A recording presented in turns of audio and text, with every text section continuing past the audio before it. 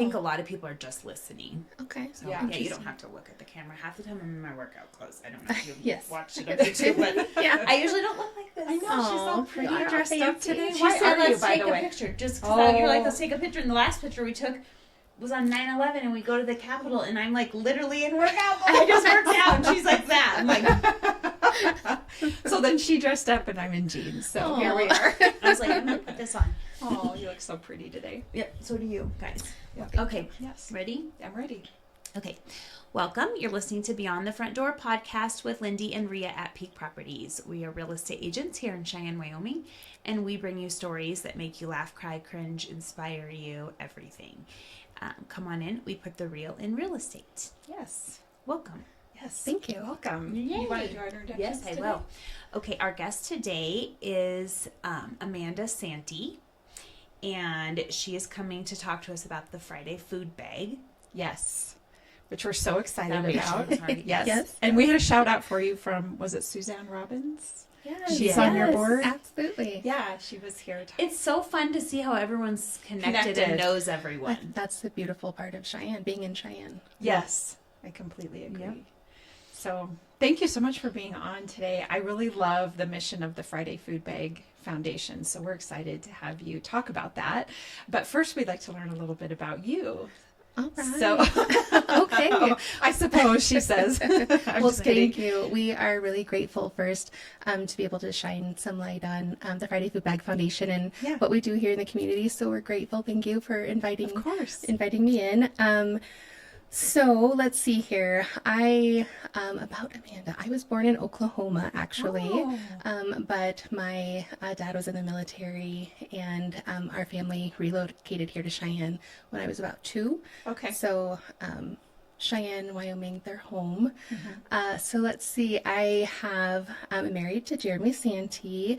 We have 2 beautiful children, Elijah, who is 5, and Elizabeth, who is 7, about to turn 8. And I actually work for the state of Wyoming. I love what I do. I have the pleasure of working at the Department of Administration and Information in the Human Resources Department. That is a mouthful to say, but It is. yeah, I love that. I did not know that. That's really awesome. Yeah. Okay. I Absolutely. learned something new. So, and a little bit about us, I guess, as a family. We enjoy all things outdoors. We really love to travel and expose our littles to new things, new places, new people. Yes. That's definitely been a passion of ours. And then we each plug into the community in different ways. Yeah. Absolutely. What has been your sort of career path? Like, what got you to working for the state? What's your, when we're all bright-eyed and bushy-tailed when we graduate from high school, what are the goals, and how did you get to where you are today? Oh, absolutely. Let's see here. I went to school at Laramie County Community College right out of high school.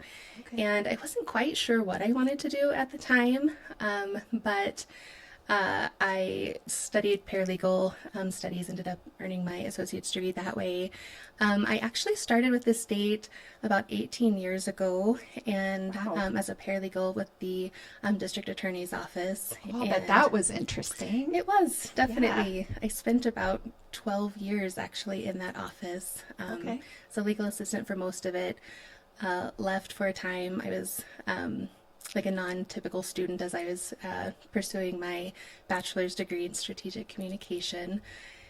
And then after that degree sort of pivoted a little bit, pursued an HR position with also with the state, but at YDOT specifically at the time.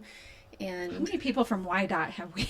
I mean, Has everyone worked at YDOT? YDOT is just a fabulous huge. big family, And it's a right? lot. Right. We're Right. talking Yeah. about 1,800 to Okay. 2,000 people. Wow. Okay, That's- that makes more sense. Right. Okay. Right. Okay. So I absolutely loved that team. I was invited back to the district attorney's office for a time as an office manager and that HR representative. I was there for about a year, and then pursued my current opportunity when an opportunity arose. So, and I've been with our office here for, thinking through about 5 years.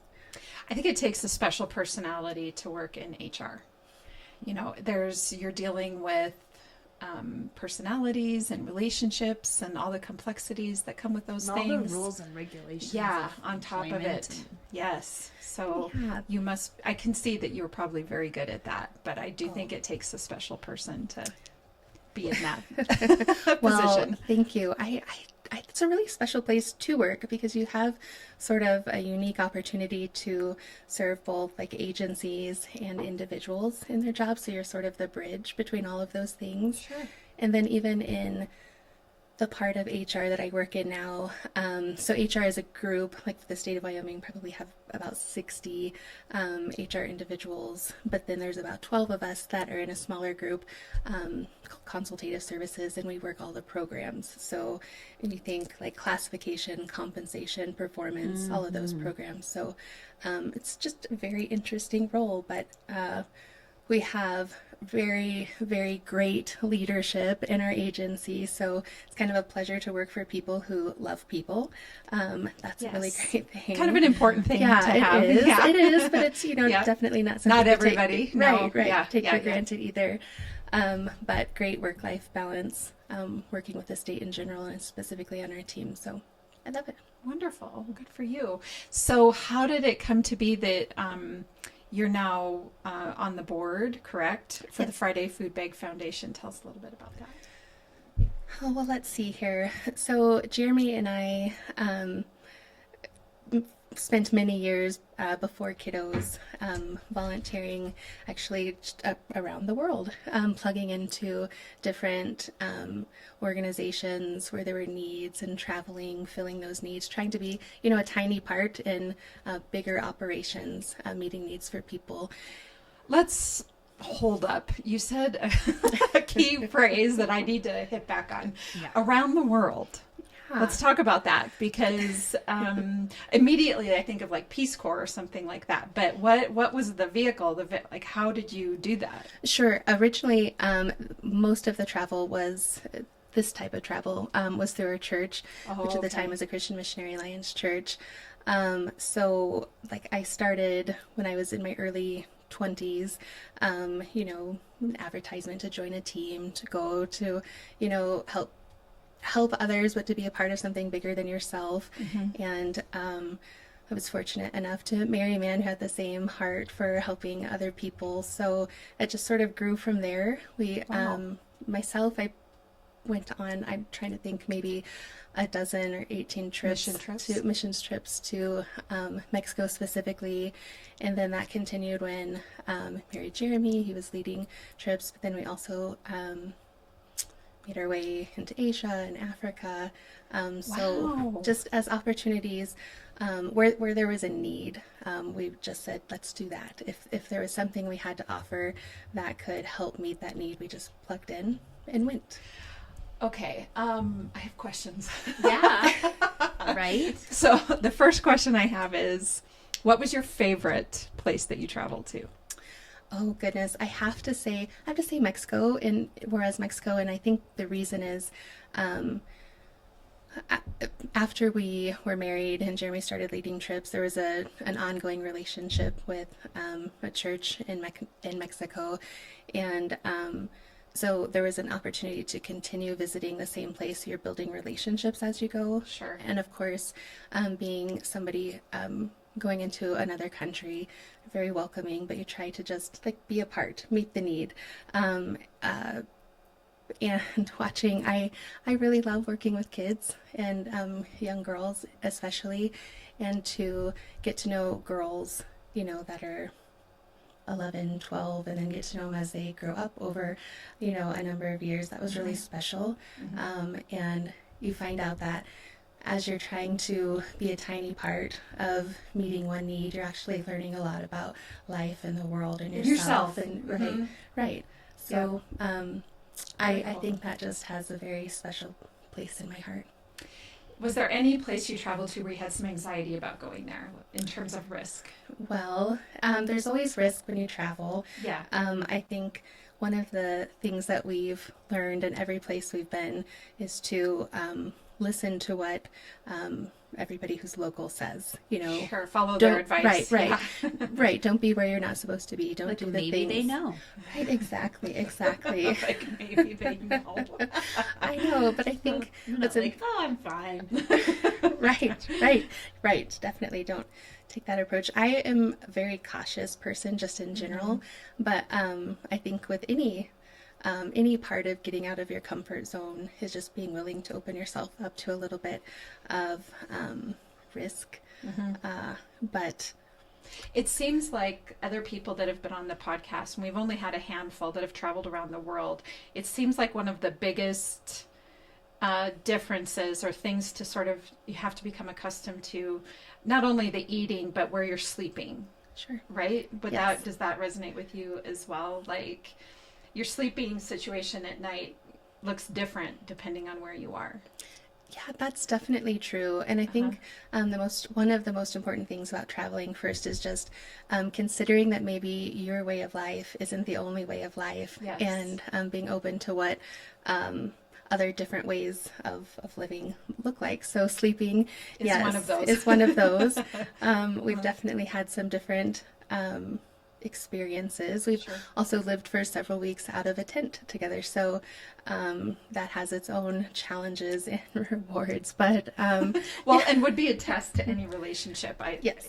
Whether it's your husband or a friend or your parents or whatever. I just think living in close quarters like that would be a test to that relationship a little bit. So. Yeah, I think that our relationship really grew in a lot of those travels in like the silliest of ways, but you really learn about somebody's commitment to taking care of you when they're walking down a canyon as steep as the Grand Canyon, backwards in order to make sure that your footing is sound, or they're getting up at 4 a.m. to light a fire under the water so it's warm enough for you to take a shower. I mean, those types of things really have an grew impact. our relationship right early on. So that was a very special time in our life. Wow. I love that for you both. That's really great. I didn't mean to sidetrack you. I No, think you that's were okay. like on a plan to tell us about food bag, but I had to detour for a moment on the around the world thing. You don't get to, by the way, for anybody that's on here, if you say I've been around the world, we're have going questions. to take a detour. Absolutely. Okay. So sorry, back on track. No, that's okay. Continuing on.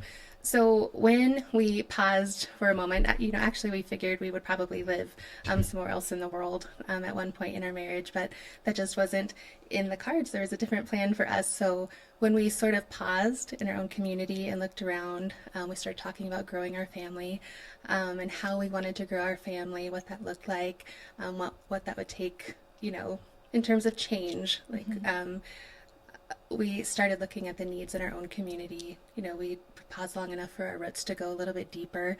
Of course, Cheyenne is home for me, but we start talking about longevity.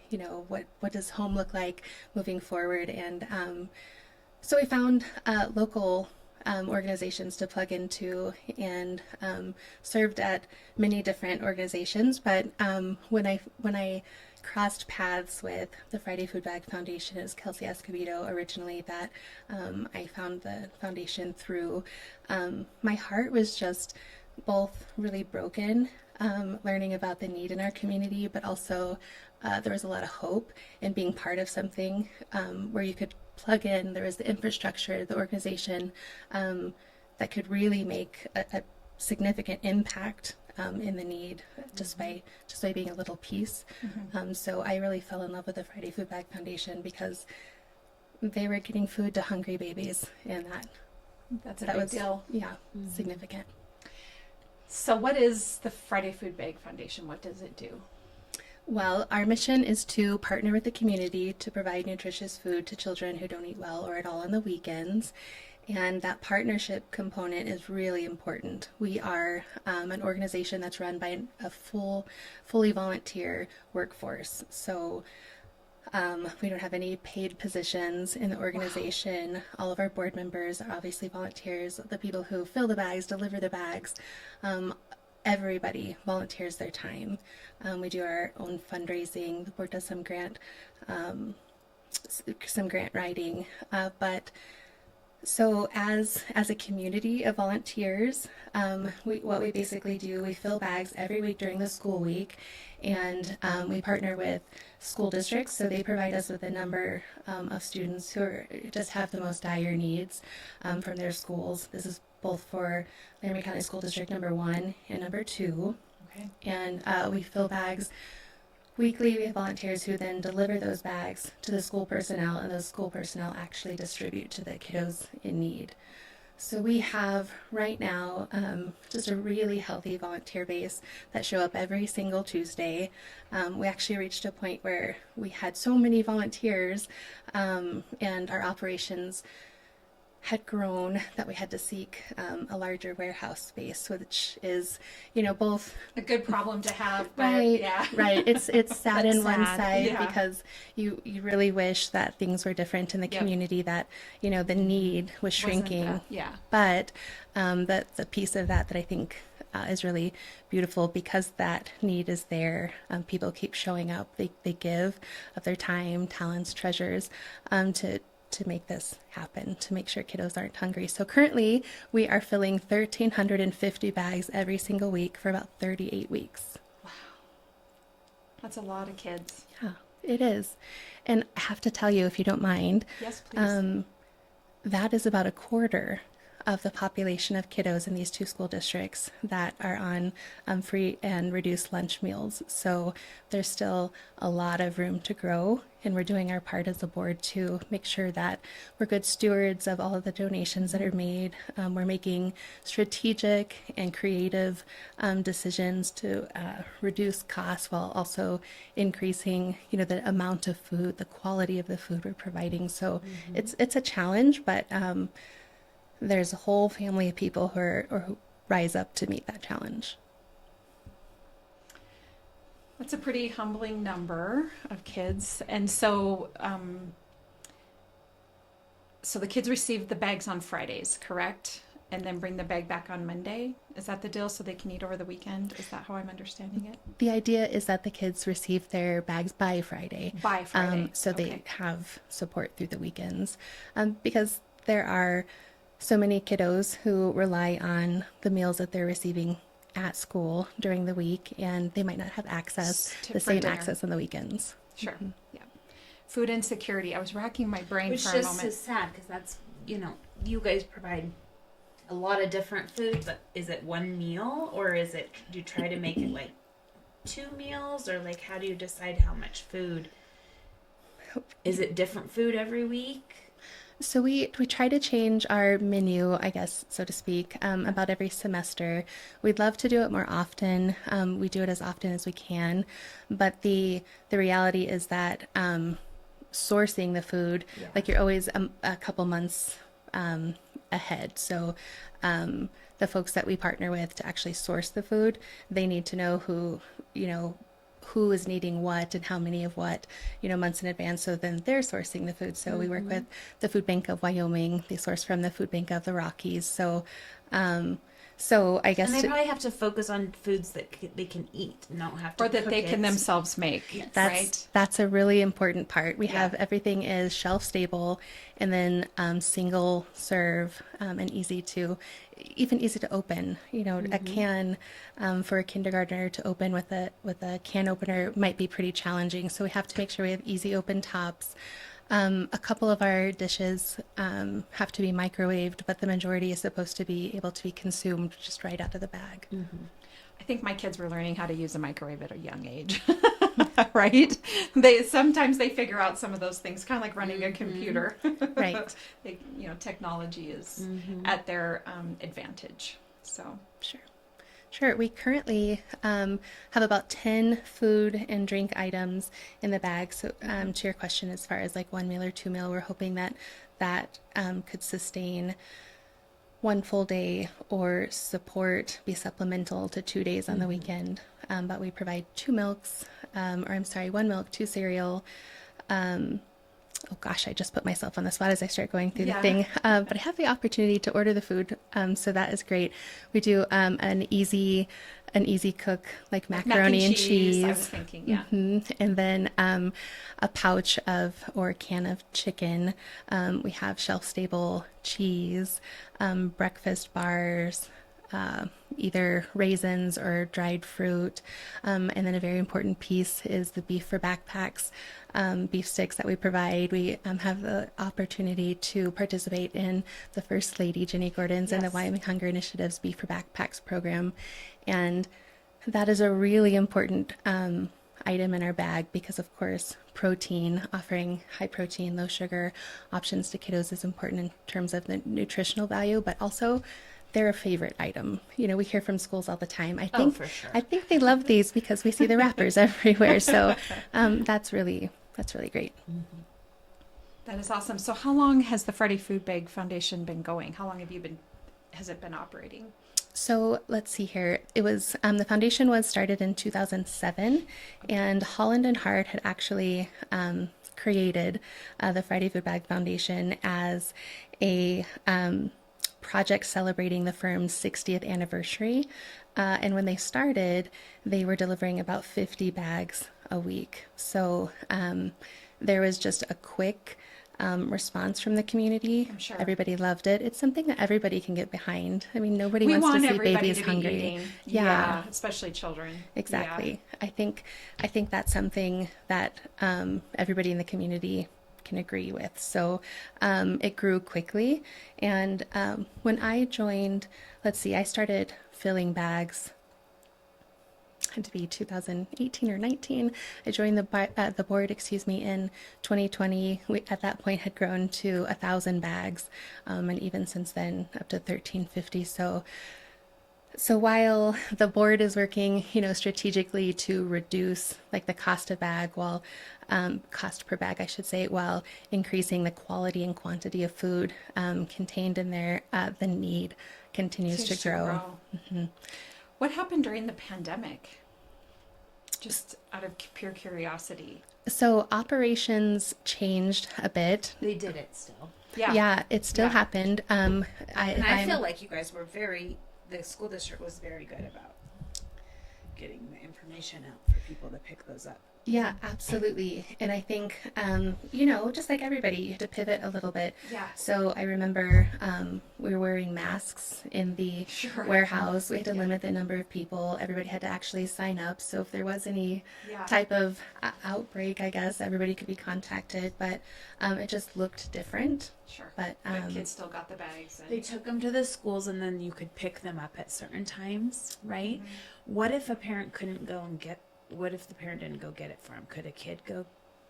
I wonder if that ever happened. If, that is a good question. I don't know what it looked like on that side. Yeah, at that I know time. that they would send like a thing out to the parents and say, this is the time you can come pick up your bag for your child. That makes sense. I mean, because they still had school and...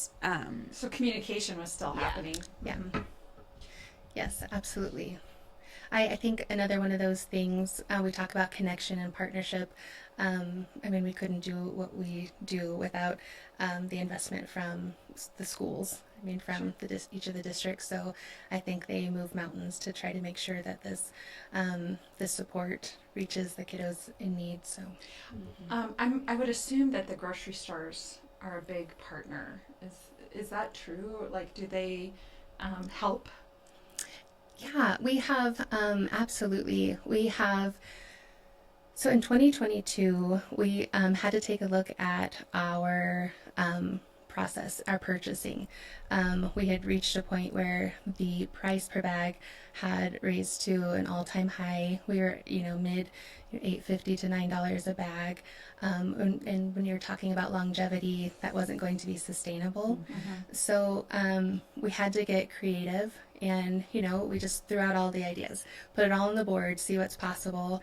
And in terms of like stores, one of the first partnerships that we created at that time was with Arrow Moving and Storage.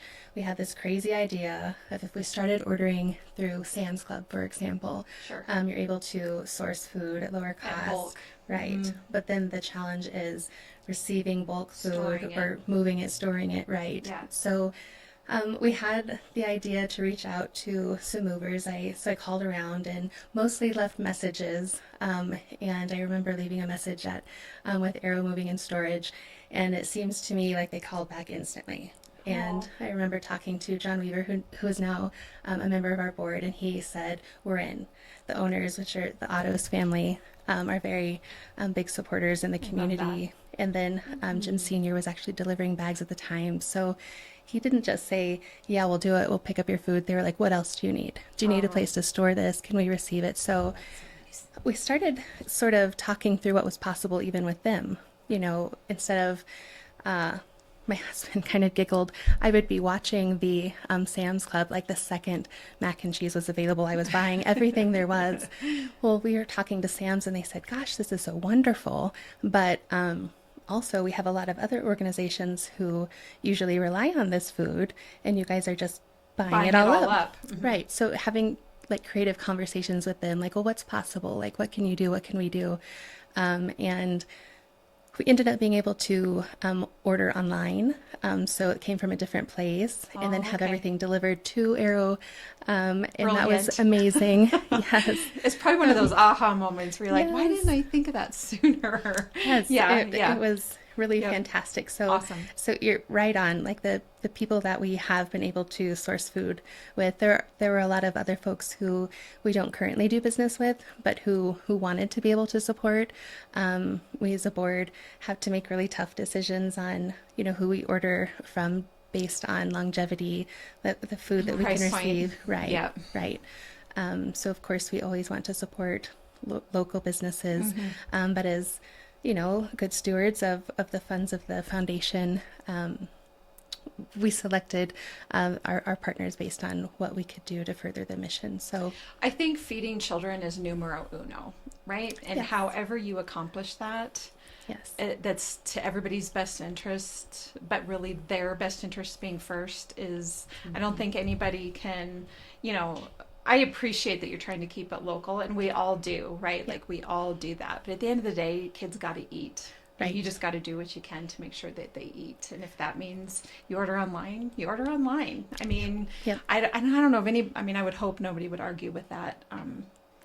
No, we found that everybody was so gracious. Yes. They were like, "Here's our price list. If we can help in any way, we're there. Yeah. But if you find it better, we'll be the first ones to say, go do it." Yeah.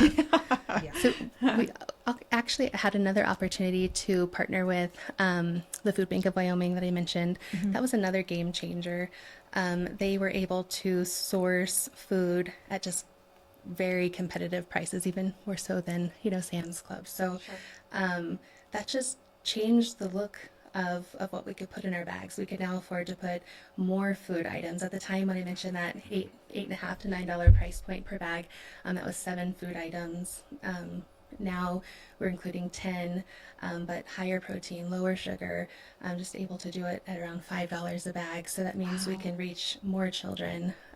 It's just been game changers. So the last few years we've had a lot of changes, a lot of growth. Like I said, we wish that we weren't growing. We wish the need was reducing, but because it's not, we're happy to be able to keep growing to meet the need. So if you're saying 1,300 is about a quarter, so you're saying there's about 6,000 children in need, 5,000 or 6,000 children in need in Laramie County. And I think that a lot of people don't know that, No. And how would you if you're not consuming that data on a regular basis? But I know it was definitely surprising to me, and heartbreaking. For sure. Well, that sounds really amazing. So do you do like an annual fundraiser, or what do you do to raise funds? Let's talk about that. That is a great question. We've had the great opportunity to participate in Thankful Thursdays in the past. There's a certain number of years you can do that, and then you drop off of that list to make room for other organizations who are also in need of support. So last year was our first year, or our last year, I should say, of Thankful Thursdays. So we are busy working on a signature event specific to the Friday Food Bag Foundation. I had hoped to share a date and time, Yes. but we're looking at, we have some exciting and fun things happening in the fall, so we're going to need to do this in the spring. We want it to be a family-friendly event, and sort of partner that with kind of an open house for our new warehouse space, so people can come and see what the magnitude. mission in motion looks like. Yeah. Be a part of that. So we'll be looking at spring. We'll put the word out, social media. We'll help with that. Well, thank Yeah, you. of Thank course. you. We're grateful. In the meantime, we have, over the last year, really worked hard on creating a sponsorship tier program. So we do have opportunities for corporate or individual sponsors, and we'll be working on getting that message out in the months to come. We have people who just jumped on the opportunity just as soon as we mentioned it, and we're really grateful for that. One of our biggest needs is fundraising. Probably the same for any Every organization, nonprofit, right? yeah. Right. So it's just making the connections with the people who have the same passions. Where there's so many great organizations to champion in our community, and it's just connecting with the folks who have the same passion as the Friday Food Bag Foundation. What I kind of like is I've went to several events with the Cheyenne Board of Realtors, and they will have a little thing on the middle of the table, and you can make a donation there while you're eating your lunch. And That is so true. yes, and just that little bit, probably every little bit helps. That's absolutely true. And the Board of Realtors has been so gracious and have invited the foundation multiple times to share a little bit about what we do, and then encouraged or invited people to give if their heart, led them to, so that we are very grateful for. We have so many groups, I have to tell you this too, we have so many groups who reach out and say, what can we do to be on site? Like, can we come help fill bags? Can we do special fills? Can we get the bags to the students? So that's really fantastic. And some that have asked if they can do food drives. So we work together on that to make sure, that the right types of food in terms of like accessibility. You want it to be useful, right? You Right. don't want people giving food that you, like we talked Perishable about, canned or- food or things Right. that aren't going to work. Yeah. Right. So there are lots of ways to plug in, but certainly those sponsorship commitments mean a lot and go a long way in getting food in the hands of kiddos who are hungry. It's a great mission because it's very tangible. You can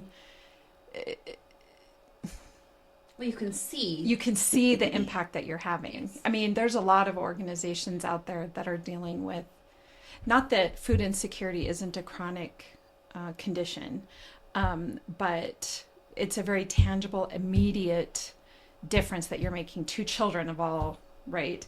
Whereas so many other nonprofit organizations are dealing with chronic, long-term conditions that just take longer, Right. to solve. And at times I know that can be frustrating, for folks that are involved, because it really is, those things don't happen overnight and they don't get solved overnight. Right. Right. And so it can be a little more challenging. So the great thing about your organization is it's a very tangible way to say, I made a difference. I gave food, I gave money, I went and volunteered or whatever. And I know that 1,300 kids got fed this weekend. That's just a huge, Absolutely. thing. Yeah, I think you're right. I think, the folks, if you think about coming on a Tuesday night when we're doing our bag fills, the food that you're putting into a bag on Tuesday, is getting pulled out of a bag by a kiddo who needed it, just a few days from then. And I think that's something that just also feels really great Yeah. to know that you could have a part, like all of us play such tiny parts, in such a big mission, but that you played an important role in a kiddo sitting at home. Gosh, and when you have little kiddos and you think about this mission through their perspective, They do. I just think kids just eat, and I want them to be able to They're eat growing. when they want to eat. Yeah, you don't want them sitting there with hunger pains. Yeah. And we hear testimonies. We don't have direct contact with the kiddos who are in need, of course, because there's some privacy aspects there. So the school personnel are handing out those bags. But we've heard testimonies from teachers and school personnel who said, one of them, I just have to share it if it's okay. Yes, please. That sort of breaks my heart. Is and it going to make us cry? I am. No. We're gonna breathe through this together, but We're gonna breathe. it might.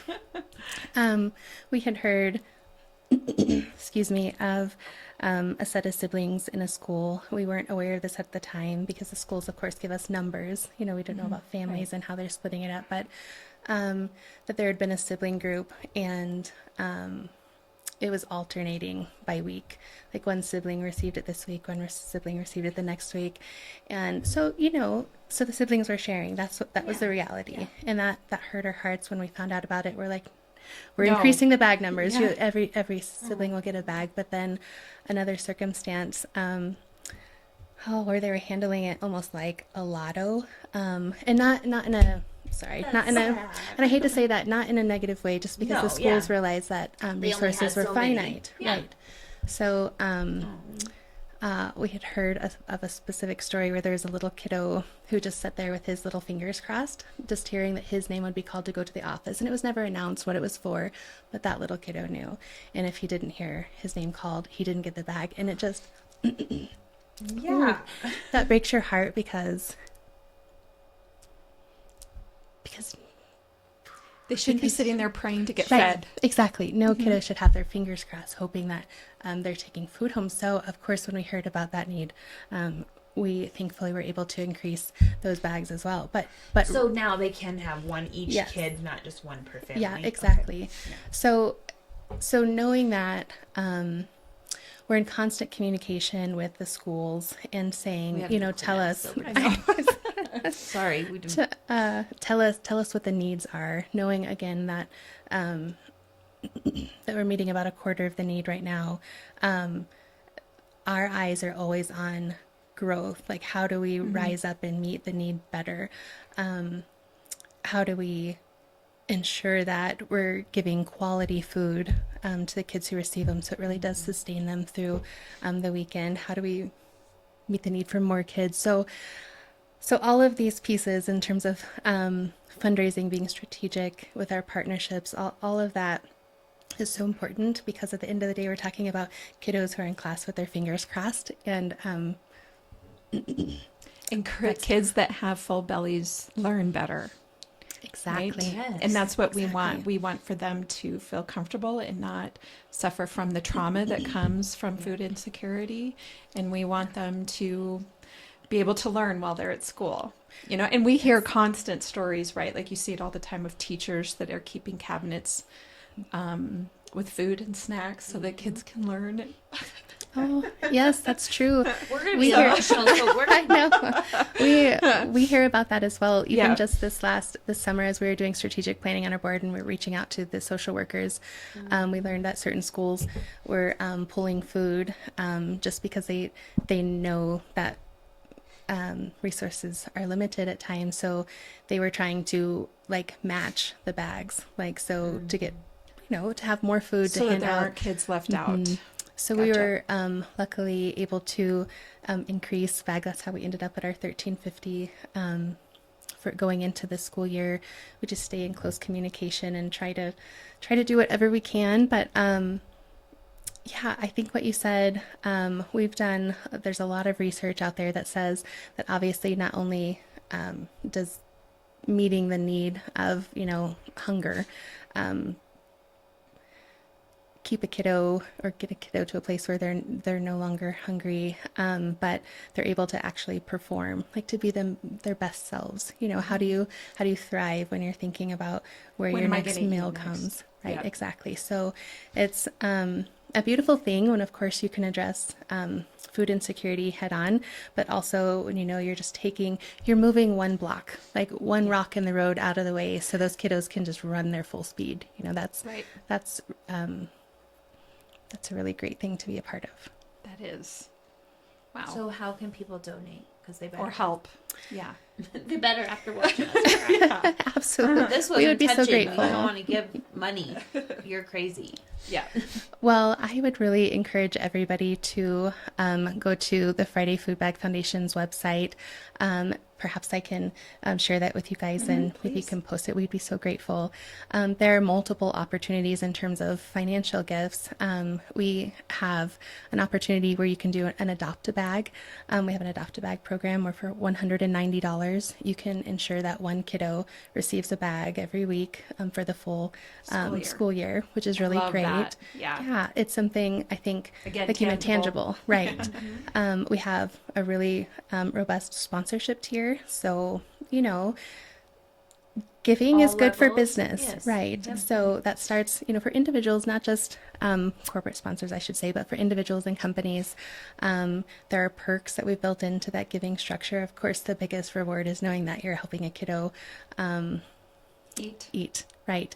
But there are all types of things that I think people should be seen when they're giving, and not that people give to be seen, but we love to give shout outs to folks if that is something that would bless them, or drive people their way.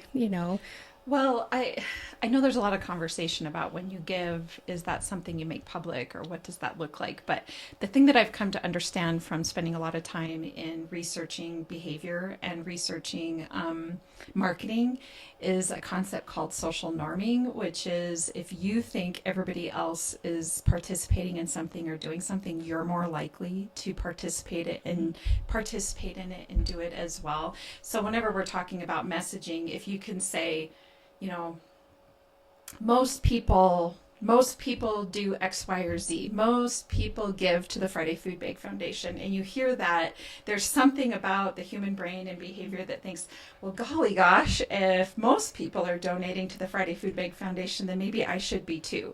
And then it's a much simplified version of what social norming is. So I do think there's a balance as to what that looks like, Sure. when you're putting your name out there and showing that you're giving. But I do think it is sort of a reciprocal beast, right? Like, just like you're saying, you want to help the businesses that are giving to you as well. I mean, you want to give back. It's a way to give back. Right. Yeah. Well, I think you're absolutely, I think that's very interesting to hear that perspective. Yeah. That's really great. We always say we have plenty of people who give and they want to remain anonymous, and we absolutely respect, those wishes. And then others who don't say one way or the other, we give them a shout out. And with the idea that, that businesses or individuals, as their ability to give grows, I think people with a heart for other people just continue to pour out. So I just think it's a great thing. I do I'm too. trying to think of the most artful way of saying, but I think it's just great to support people who support other people in the community, and not just the Friday Food Bag And Foundation. then I think that with sharing that you donated, then it makes more people aware of this foundation and what Exactly. its mission is. Because some people won't know until they listen to this episode, or they see someone post and say, I donated, so that one bag is $5. I mean, Right. like, they could Yeah. go, okay, I gave $5 so one kid could eat this weekend. Yeah. Yep. I think it's your intent behind it. Yes. Right? Like, Correct. I've seen it put out there, and I would have to agree. If you're homeless and there's, if you're sitting under a bridge and somebody comes by and hands you food, that's really awesome. But if they're videoing themselves do it, there's some maybe potential shame associated with that. And while that person may be doing it for the right reasons, like trying to get other people to go out and do the same thing, for the person that's on the receiving end of the video camera, that maybe doesn't feel so good. So it is I think you have to take each situation as it is. But I think for the most part, I mean, you don't even know kids' names or whatever. You only know numbers, and you're giving it to, you're trying to distribute it amongst all the schools, and you're doing your very best. And so it's not, I feel like, giving a shout out to businesses that are participating only makes sense, because the more people that give, the more people that will want to give. That's the concept kind of behind social norming. Yep, absolutely. And like you guys mentioned, just shining a light whenever you can on whatever the organization is. Everybody has there's so many different reasons for giving. We're just grateful when somebody wants to give, when they reach out to an organization in our community that is in need. I mean, we're grateful for that. So we're going to shout that out, those thank yous and that gratitude, as loud as we can, unless we're asked to keep it anonymous. Right. Absolutely. Well, thank you so much for coming on and sharing today. So what is your website, social media? How can people find you? Okay, we are on, we have both a Facebook page and an Instagram, and we try to keep everything there that we're doing active. So you'll know if we have different promotions or opportunities to give or volunteer on those sites. I feel like I should know this off the top of my head, and I'm really falling short, not knowing. I mean, website. Right. I put an F in my computer, and it just pops right up. So if I can share that, it's our email address is fridayfoodbag at gmail.com, and then same for our website, the Friday Food Bag, singular. We'll link it on the video when we will. On social media. So I do think we kind of turn to social media more than almost even websites. I turn to social media to kind of get a sense of the personality of that organization, events going on, what they're up to, all of those things. Right. The website is more for like something logistical, like if I want to donate or whatever. And so I just think you're not the first one to try to remember, is it .com or .org? I don't remember. And it's just because we don't use it as much. Yeah, or if we do, we have it bookmarked, so we don't have to do it. That's right.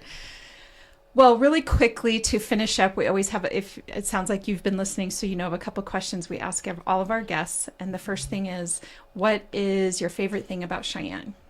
Well, especially on the back end of this conversation, I would say the community. I feel like it's a place where, I go places all the time where I don't see anybody I know, but it feels like home. Like just the feeling of our community, I really love. I love that our community supports kiddos, whether that's in the schools or youth activities or sports, that sort of thing. But I also really like our location. I like that we can drive. Our family loves to be outdoors and in the mountains. You drive, an hour, you're at a lake, 2 hours, you're deep in the mountains, but also you can drive a couple hours and you're in a big city or an international airport. So just geographic location is wonderful as well. Awesome. I love it. My question is, if you could live anywhere in the world, where would it be and why? Or actually, if you could buy real estate. Yeah. And we're saying money is no object. You have all the money.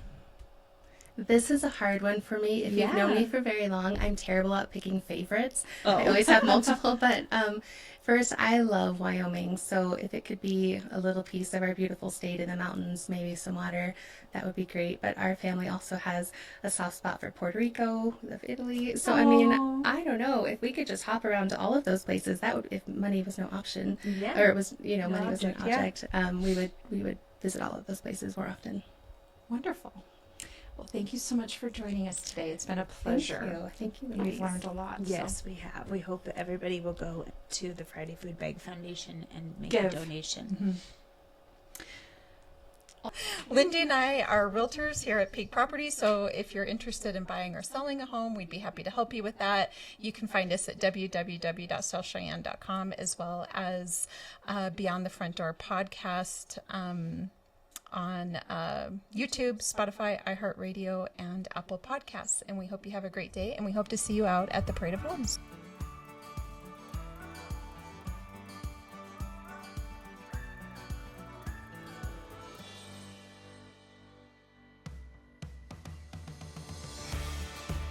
Whether you plan to buy, sell, or invest in southeastern Wyoming, turn to Peak Properties. Family and veteran owned and operated. We work diligently for you. Unlike other larger companies, we take time to learn about you, understand your specific real estate needs, and remain easily accessible if you have any questions. Being a veteran and family-owned and operated company means a high level of commitment, trust, and loyalty. Our family culture sets us apart. We work as a team. We develop not just professional, but personal relationships with our clients. When you choose Peak Properties, you become part of our real estate family. Looking to relocate to Wyoming or just move across town? Peak will be there for you every step of the way. Recognized for excellence and dedication in the real estate profession, we're proud to be one of the most trusted and knowledgeable names in our industry. Let Peak help you find your dream home or investment property today. Our agents will make sure you're informed and listened to as they guide you to fulfilling your real estate goals. Reach out today. We have sold and purchased several homes through Peak Properties, and each time I've been impressed. They are great about guiding us in the right direction and always being in our corner. Peak Properties. Let our family show you the way home.